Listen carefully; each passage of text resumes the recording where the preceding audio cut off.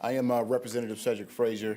Thank you all for being here today to hear from community members, business owners that have been impacted, which is the reason why we're here. I represent District 43A, which is cities of Crystal and New Hope. We're here to talk about what we all know has happened this year. We've had many of our small businesses impacted by the Metro Surge events and activities that took place within our state. And even though those activities have wound down, we know the damage and the harm had already been done. And now the Senate has already passed an economic relief package of $100 million. It is now incumbent on us in the House, the other body, to make sure we do the same here. Now, we only have a few days left in this legislative session. But what I always tell folks, nothing is over. Opportunity is still here. Hope is always eternal until that last gavel goes down. And so we still have some time to get this done for our small businesses. Now, we know that right now, as a result of the Metro Surge and the ICE activities here, there's been $600 million in lost business revenue in Minneapolis and St. Paul alone, and an estimated $240 million impact in wages. That's just in Minneapolis and St. Paul. But we know that this was a statewide issue and a statewide impact. We know that there was impacts in Wilmer, Worthington, Fergus Falls, Grand Rapids, St. Cloud, and Rochester, where Minnesota immigrants are integral to the main streets and local economies there. It is imperative that we get this business relief package done, because what we do not want to happen is to have those small businesses that are the very backbones of many of our communities close and close for good. So I am happy and proud to stand here with these business owners and these community advocates who you will hear from shortly after me, and we're going to keep fighting to make sure that we get something done for them, to take care of them. And that's what we do here in Minnesota. We take care of our neighbors, we take care of our friends, and we're going to continue to do that as legislators as well. And up next, I have my good friend and partner on this legislation, Chair Jong. Good afternoon. My name is Jay Shaw, State Representative, District 67B, and I represent families and small business owners who built something real in this state and who are now watching it slip away while the House Republican caucus plays politics. Let me tell you what I saw in my district after the ICE surge hit.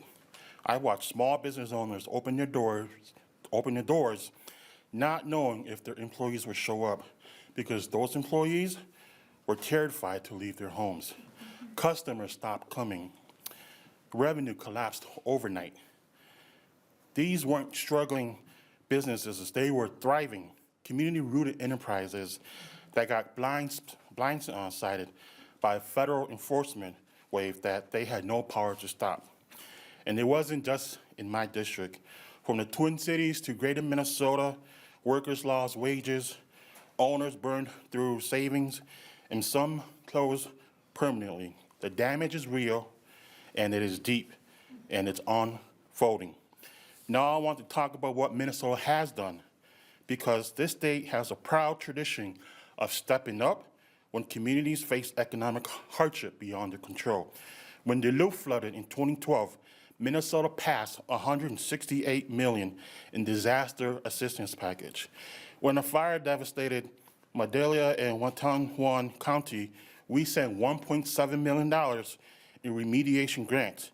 When walleye fishing declined on Mille Lacs Lake and businesses dried up through no fault of their own, we passed reimbursement grants. When the paper mill closed in Duluth, we put in $2 million to retrofit that plant. When COVID shut down the convention centers and movie theaters, we passed $14 million in relief. When drought crushed farmers in 2022, we sent $8.1 million. When communities lost power plants and jobs, we created an entire office and millions in grants to help them transition. And just a few weeks ago, right here, Republicans and Democrats together passed a bill to help dairy farmers access federal support, because when Minnesotans face economic hardship through no fault of their own, the state shows up. Somehow, I have to ask Speaker Demuth and the House Republicans, what is different now? The answer is this: the people asking for help look different. They speak different languages. They come from different places. And apparently, that makes this transactional. Make no mistake, Republicans are now holding the small business relief bill hostage, demanding that we weaken paid family leave protections for Minnesota workers that Minnesota workers fought hard to win. They want to pit working families against working families, and this is not a negotiation. This is cruelty dressed up as policy. Minnesota helped dairy farmers. Minnesota helped fishing towns. Minnesota helped flood victims and drought victims in mill towns and paper towns. We have never once said to them, the community who's hurting, we'll help you, but first, you have to give up something. That's right. The Senate has already passed the relief. The need is urgent. Every week we delay, more businesses are making irreversible decisions to close. I stand here with Unidos Minnesota, with Representative Frazier, and with every small business and worker who refuse to be used as a bargaining chip. Pass the relief, do it now, not because you got something in return, but because that's what Minnesota has always done.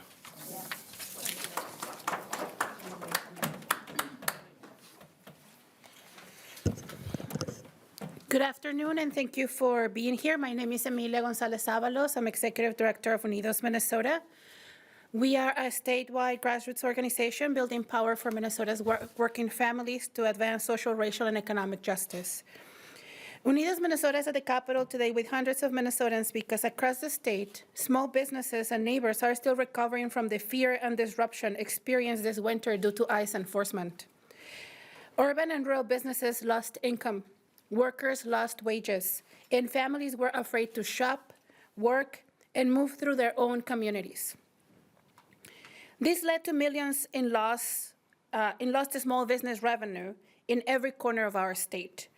In communities where Unidos is organizing, we have heard from a family-owned restaurant in Wilmar, where both parents were detained by ICE in January, forcing the restaurant to close, losing $3,000 per day, and the children to take over and run the business. The owner of a burger shop in Eden Prairie Center, that like so many other businesses, faced a sharp decline in sales and foot traffic on top of rising costs. And a family, in North Mankato, who planned to open a grocery store serving the Latino community in January and was forced to delay for months, costing them thousands of dollars in lost revenue, while they still had to pay for rent, utilities, and all of other costs. There are so many voices that cannot be here today, and more highlighted in the storybooks. So there's some storybooks here for members of press, for legislators, for anybody who is curious about the real stories of Minnesota businesses that are struggling right now and that have a struggle for months now. I also want to thank our chief authors and champions, Representative Frazier, Representative Shong, Senator Champion, Senator Mohammed, Senator Pa, and so many others. We have only 6 days left in session, and we are very clear. Minnesotans showed a lot of courage. Minnesotans model to the country and the world what we do together in times of adversity. And it is because of that courage that all of us who are standing here will not rest until this bill gets done and until businesses find the relief that they deserve. Thank you so much for being here with us.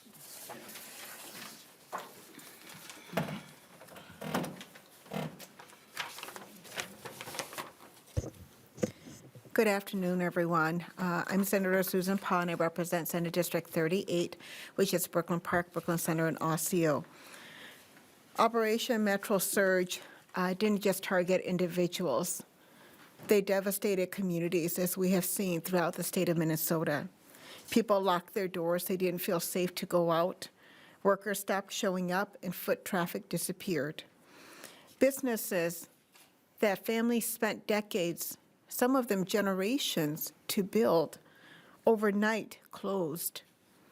That wasn't bad business management. That wasn't a bad or slow quarter. This was Operation Metro Surge that wiped out personal and business savings, erased people's livelihoods, and destroy their dreams of a small business ownership that's thriving. I have looked these business owners in the eye as I have visited their businesses, their retail shops, their restaurants that were empty, and many of them in tears, saying they don't know how they're going to survive. They don't know how they're going to recover, and asking us as legislators to help and step up. $100 million in small business recovery fund is how we can help and step up. It is not a handout, as some of them, our Republican members would say. It is an investment. It is what our small businesses deserve from us. These are our businesses that anchor our neighborhoods and communities. They are the beating heart of Minnesota's economy. And we must act now. We must act with no delay because our businesses are counting on us. So I call on to our Republican colleagues to also step up, because this also impacts their communities as well, not just ours. The time is now. Thank you.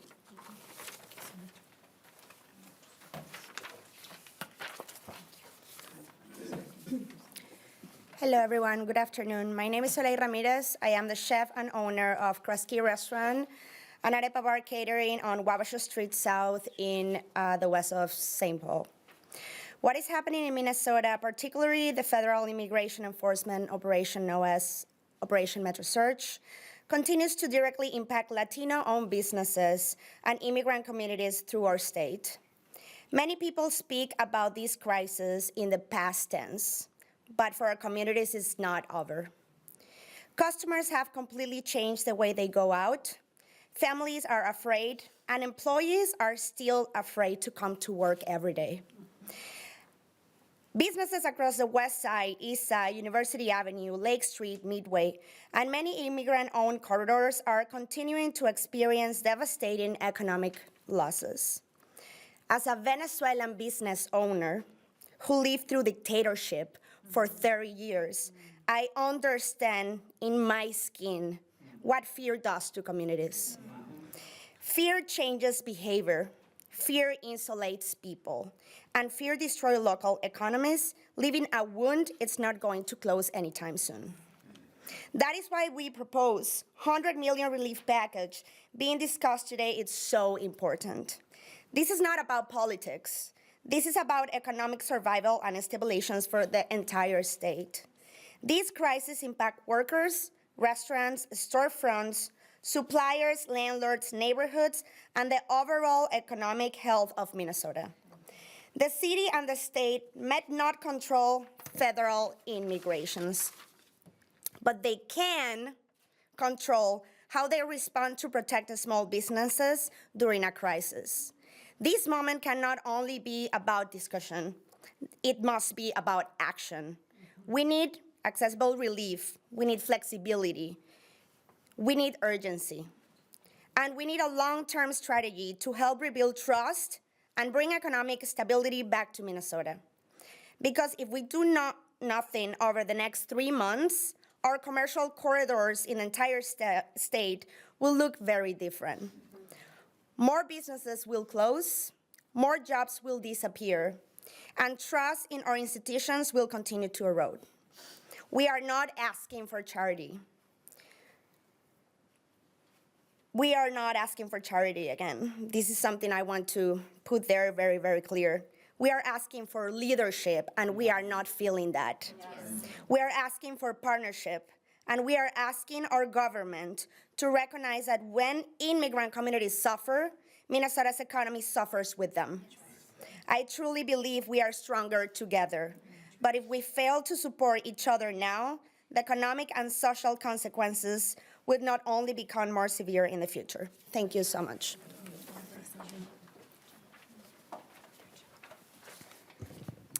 Good afternoon, and thank you for being here today. My name is Alex West Steinman, and I am the co-founder and CEO of The Coven. We're a co-working space designed for belonging with 6 locations in Minneapolis and St. Paul and across the Twin Cities.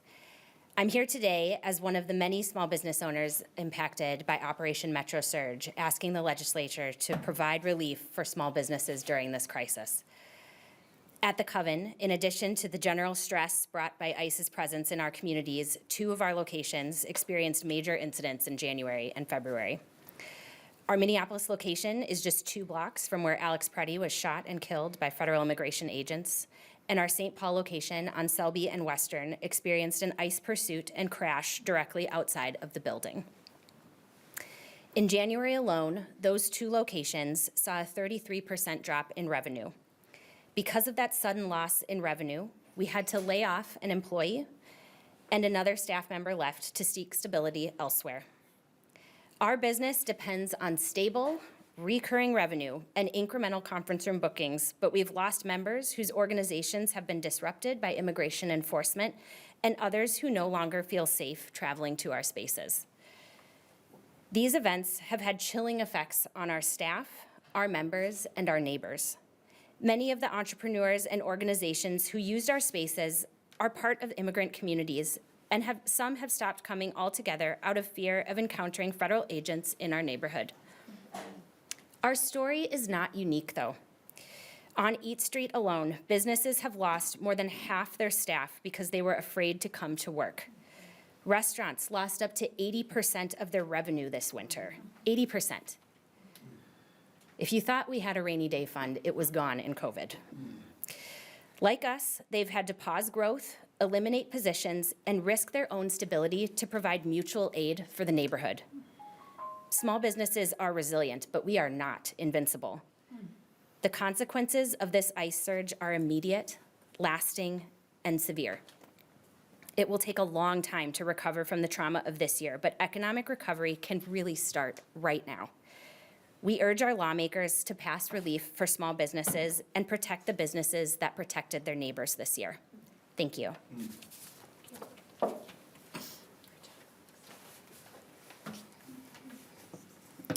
Good afternoon. My name is Yusur Mahmoud, and I serve as a business advisor for Lake Street Council. And I've been a member of this community for almost 30 years. And I'm not here as an outsider looking in, but I'm here because this is my home and these are my neighbors. We don't need a reminder of what happened and that we're still living it every single day. The losses did not stop accumulating when the raids stopped making headlines. This is still happening and the damage is still unfolding in real time. But what I want you to hear today are the stories behind the numbers. The East African restaurant owners who fed this neighborhood for 2 decades. The cultural malls, both Hispanic and East African, that anchors entire blocks and employs so many people. All of them absorbing losses that they did not cause and that they did not deserve. Statewide, we are looking at over $600 million in economic damage. And on Lake Street alone, we conservatively estimate that businesses lost an average of $57,000 in revenue. And for many, it was way more significant than that. I want every lawmaker in Minnesota to sit with that number for a moment, $57,000. For a small business owner, that's not just a revenue figure. That is payroll, that is rent. That's whether you open your doors or not. And what happens on Lake Street does not just stay on Lake Street. We are a mirror for every cultural corridor across Minnesota and every immigrant neighborhood, every community that built something beautiful out of very little and is now watching it be threatened. And to the community, I want to say this directly, that your presence has always mattered. And I want to say this directly as well, keep showing up for these small businesses. Keep time and please understand that presence matters, and keep showing up for these businesses, keep walking through their doors, because legislation takes time and community is immediate. And right now, these business owners need to know that they are not invisible. And here is something that should matter to every elected official, no matter where they sit politically. When small businesses fail, tax revenues shrink. Jobs disappear, and entire corridors go dark, including the rural areas. That is not a partisan issue. That is an economic reality that every Minnesota will pay for. So we are calling on our state leaders to pass meaningful relief this year, state grants and forgivable loans that work best. Because our businesses have told us countless of times that we already have enough debt. Lake Street is still standing, but we need the state of Minnesota to stand with us, and we also stand with the state of Minnesota.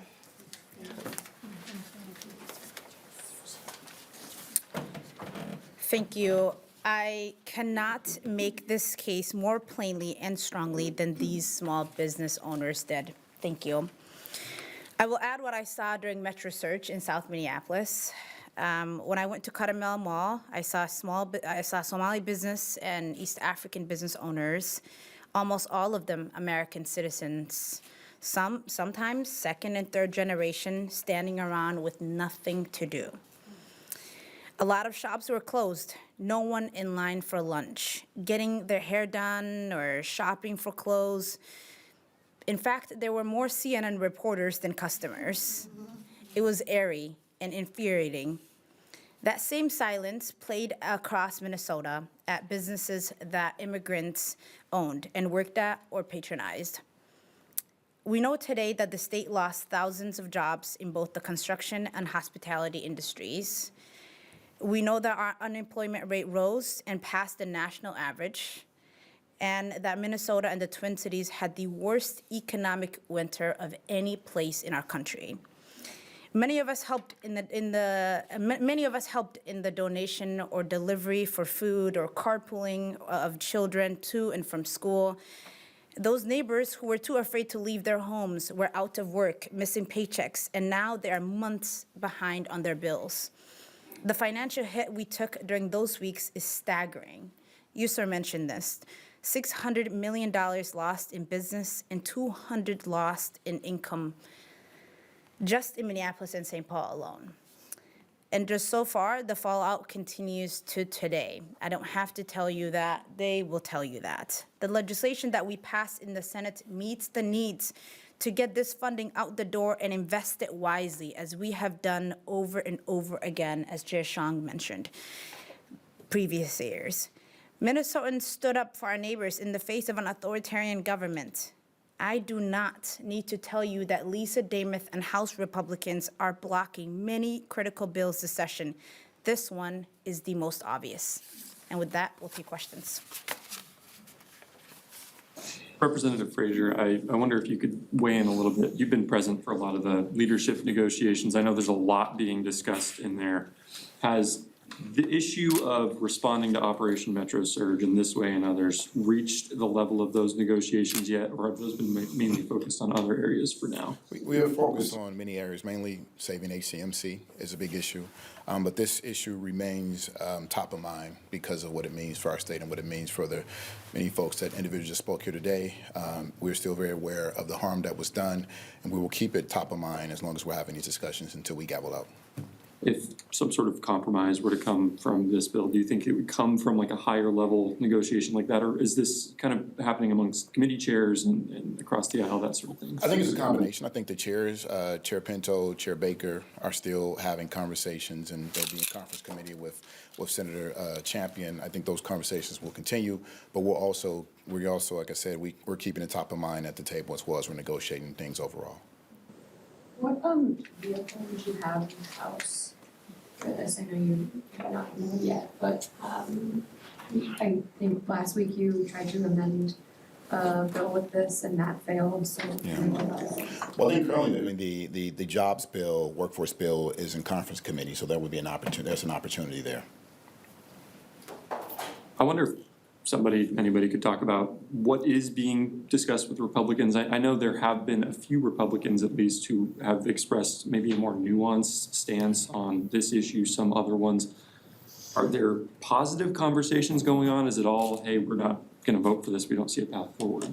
No, I think there are, Chair Baker, for one, who is the chair of workforce development, has expressed the harm that was caused in his district. So I think that's a positive thing. We've heard some other members express the harm that they've seen in their district as well. So I think those things are positive. The devil's in the details in terms of how we get that figured out. But I do think there's a path for us to figure it out and get the resources out to these small businesses. And I'll add that this morning we had a meeting with Chair Baker and Pinto and Chair Champion. And out of that meeting, we had discussed an agreement where we would do a public hearing. I think tomorrow morning, it was supposed to be scheduled for, and sounds like House leadership said no, so we won't be doing that. So it sounds like Lisa Damas does not want a public hearing on this issue. Hot off the presses. So how realistic are the chances of actually getting some relief? What I would say is that anything's still possible, and I'm still hopeful and optimistic as long as we have several days left in this session.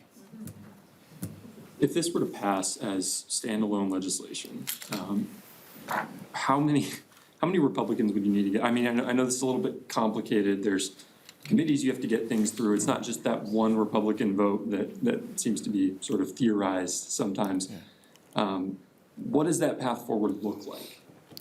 Well, in the House, we just need one Republican to vote with all the Democrats. We only need 68 votes. To get the vote through committee and to the floor, I mean, it may be a little bit more complicated than that. So each one, through committee, we need a majority. On the House side, we just need a majority of the members because of our shared agreement. We need a majority of the members. So if we have a Republican that votes with us to committee, that could be Chair Baker. We can move it through committee, same as on the conference committee that he's a part of. So we have a path there. And again, Chair Baker has shared that he saw and experienced firsthand what happened in his district. So we know that he understands the harm that took place for those small businesses. Thanks, everybody. Thank you.